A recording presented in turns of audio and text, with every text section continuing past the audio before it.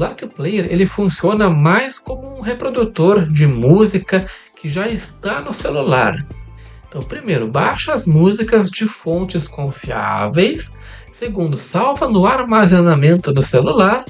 Terceiro, abra o Lark Player.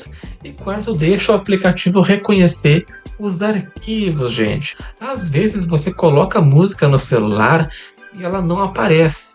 Isso acontece, gente, porque o aplicativo não atualizou. Então a solução, abra ali o Lark Player. Segundo, vá na biblioteca de músicas. Terceiro, procura opções de atualizar. E quarto, aguarda carregar as músicas.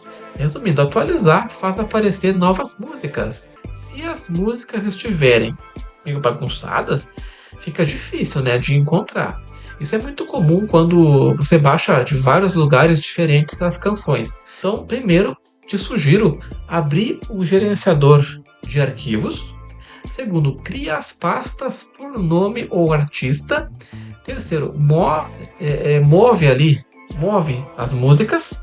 E terceiro, reabra o Lark Player. Vai ficar tudo organizado, tudo certinho daí.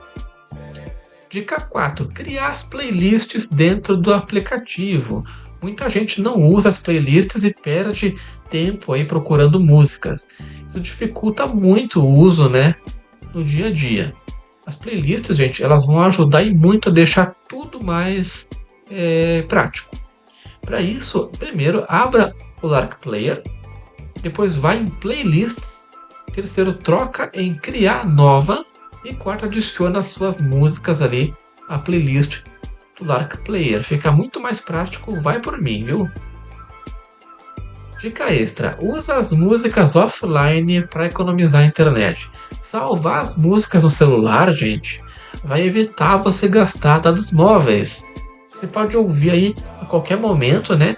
Mesmo sem internet. Isso vai deixar o uso muito mais prático e mais econômico funcionando offline. Até quando de repente faltar energia elétrica, ou ficar sem internet, ou ficar num local ali sem rede, vai ter lá a música disponível offline para você ouvir esse grande app aí que eu recomendo, Lark Player. Qualquer dúvida, só comentar aí abaixo, deixa o seu super like no vídeo.